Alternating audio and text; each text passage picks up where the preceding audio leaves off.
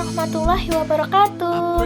Halo teman-teman, di sini kami dari kelompok 10 yang beranggotakan Odilia Putri Pramudita, Siti Miftahul Kamila, dan Yunika Nurma Wahidatunisa akan membawakan materi pendidikan agama Islam dengan judul Fundamentalisme, Paham, dan Aliran dalam Islam. Sebelum itu, yuk kita simak video berikut ini.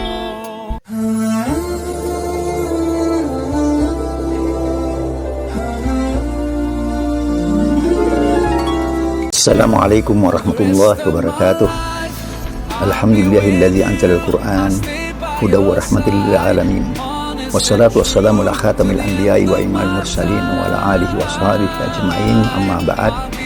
Para pemirsa yang saya hormati, marilah kita memanjatkan puji syukur kita kepada Allah Subhanahu wa taala, Allah yang telah memberikan rahmat dan taufiknya kepada kita sekalian sehingga kita pada hari ini kita dapat bersua kembali. Topik kita pada hari ini, saya akan mengangkat suatu tema diskusi yang biasa didiskusikan di banyak kalangan tentang persoalan fundamentalisme, radikalisme, dan terorisme. Tiga diskursus ini itu sudah sering sekali kita dengar istilah-istilah ini. Bahkan masalah ini juga menjadi sorotan di media massa yang begitu luas sekali. Bapak, Ibu, dan saudara sekalian, para pemirsa yang saya hormati, fundamentalisme yang nampaknya adalah sebuah gejala sosial yang muncul dalam bentuk fundamentalis. Nah, gejala fundamentalisme ini bisa kita melihat dari tiga aspek. Yang pertama itu adalah aspek politik, yang kedua adalah aspek sosial, dan ketiga adalah aspek doktrin religius atau aspek doktrin religius. Nah, saudara-saudara sekalian, dari tiga aspek ini justru yang lebih mendominasi dalam diskursus ini adalah aspek doktrin religius. Jadi gerakan fundamentalisme sebagai sebuah gerakan dilihat dari aspek doktrin religius. Para pemirsa yang saya hormati, ada dua hal yang biasa muncul dalam diskursus ini di dalam melihat gejala fundamentalisme itu. Yang pertama adalah sikap ekstremisme dari gerakan dari gerakan keagamaan itu. Yang kedua, sikap puritanisme, suatu gerakan yang ingin memurnikan ajaran Islam. Nah, ini memang sikap ekstremisme dan sikap puritan yang ingin mengembalikan ajaran agama itu ke pangkalnya sebagaimana pada masa-masa awal. Ya, ini memang dari secara sosiologis kan menimbulkan berbagai persoalan. Nah, saudara-saudara sekalian, ini gerakan fundamentalisme.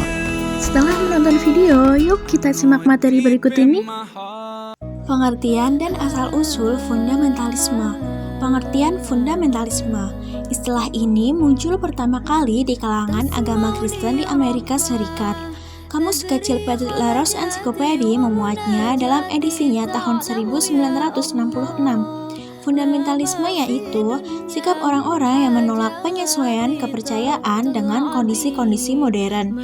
Kamus Saku Grand Larousse Encyclopedia memuatnya dalam edisi 1979, hanya mengkaitkannya dengan agama Katolik saja, yakni kondisi-kondisi pemikiran di kalangan sebagian penganut Katolik yang menolak penyesuaian dengan kondisi kehidupan modern.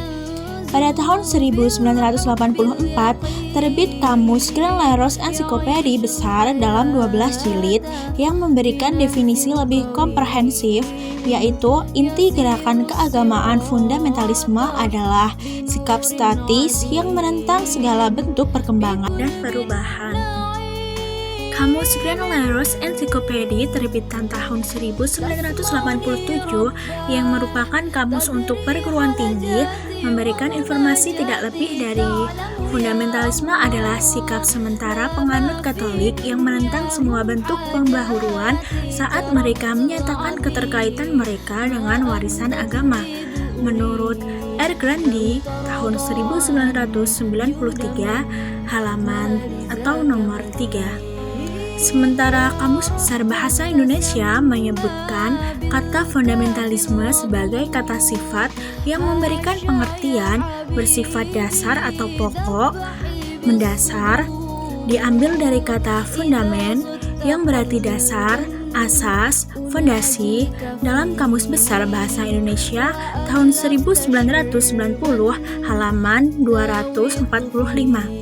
Dengan demikian, fundamentalisme dapat diartikan dengan paham yang berusaha untuk memperjuangkan atau menerapkan apa yang dianggap mendasar. Asal-usul fundamentalisme. Istilah fundamentalisme pada awalnya digunakan hanya untuk menyebut penganut Katolik yang menolak modernitas dan mempertahankan ajaran ortodoksi agamanya. Saat ini juga digunakan untuk penganut agama-agama lainnya yang memiliki kemiripan, sehingga ada juga fundamentalisme Islam, Hindu, dan juga Buddha. Sejalan dengan itu, pada perkembangan selanjutnya, penggunaan istilah fundamentalisme menimbulkan suatu citra tertentu.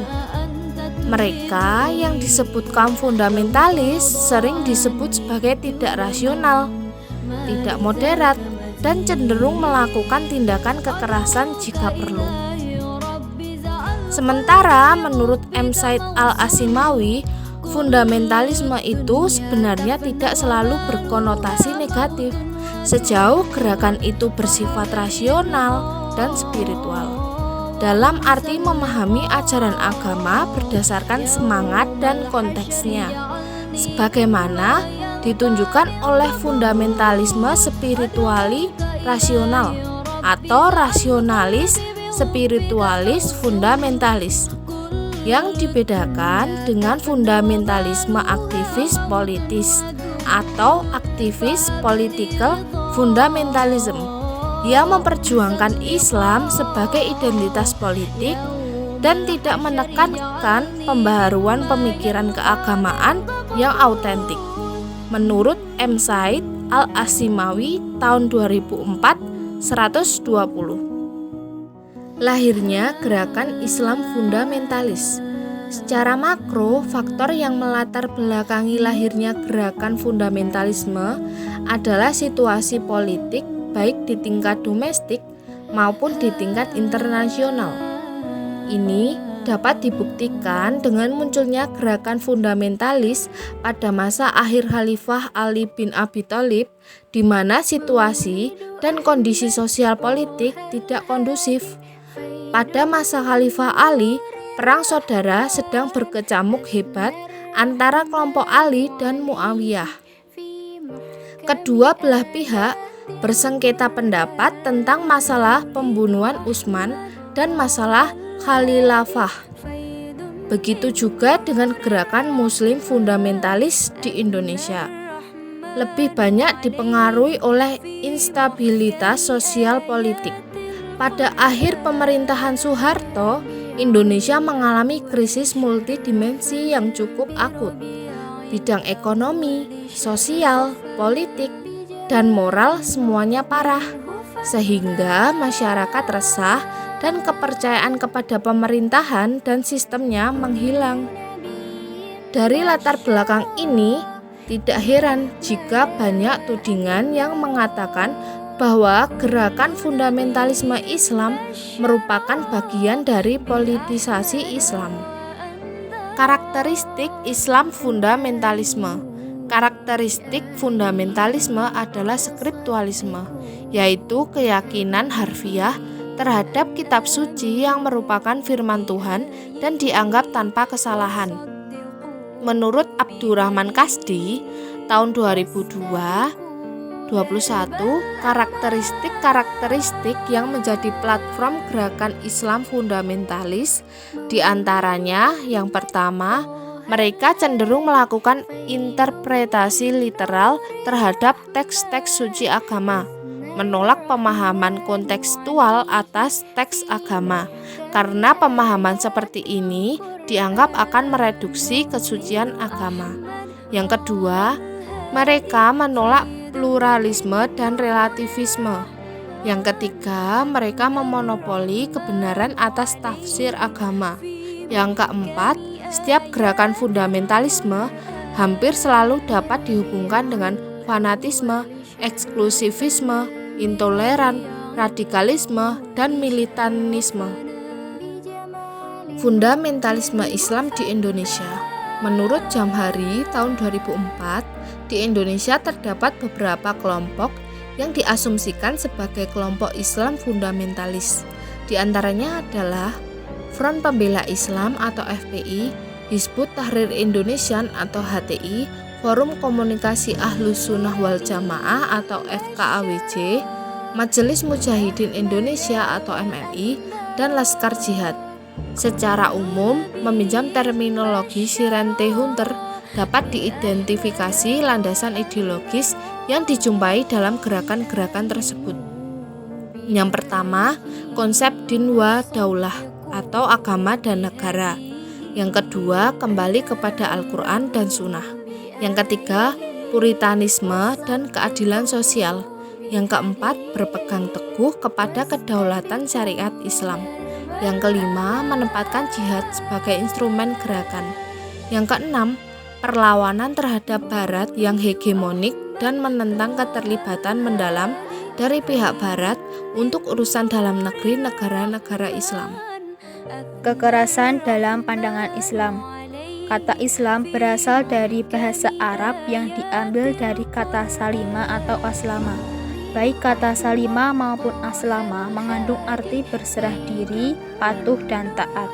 Menurut Abu Dinata tahun 2002. Menurut Razi Ahmad, kata Islam merupakan kata jadian bahasa Arab salama yang berarti menjadi tenteram, menjadi tenang untuk melaksanakan tugas, menjadi jujur, dan betul-betul keamanan dan penyelamatan. Menurut Razi Ahmad tahun 1998. Menurut Nurholis Majid, sikap pasrah kepada Tuhan inilah yang merupakan hakikat dari pengertian Islam. Dengan pengertian yang sedemikian, mestinya Islam sangat anti kekerasan dalam segala jenisnya. Islam sangat tidak menyukai cara-cara kekerasan atas nama apapun, termasuk atas nama agama ataupun Tuhan. Untuk mencapai tujuan, Islam selalu mengajarkan kepada umatnya sikap dan harapan-harapan yang realistik dengan mengambil jalan tengah dalam memecahkan setiap persoalan sehari-hari dan memusatkan perhatian pada semangat persamaan, persaudaraan, cinta, dan kemurnian karakter menurut Razi Ahmad tahun 1998. Sikap terhadap kelompok fundamentalis. Eksklusivitas kaum fundamentalis dapat dipakai untuk membangun kerja tim dalam kehidupan masyarakat Islam. Eksklusivitas memang jelek dan kadang-kadang menakutkan. Namun, pada kelompok-kelompok eksklusif seperti yang ditunjukkan fundamentalisme Islam, terlihat dengan jelas solidaritas sesama anggota. Sebagai sebuah kelompok, mereka memiliki ikatan solidaritas yang cukup tinggi, kokoh, militan, dan rela menerima resiko dari sebuah perjuangan. Menurut Mahasin dalam Al-Maftuh, ABG Bril 004-2817-818.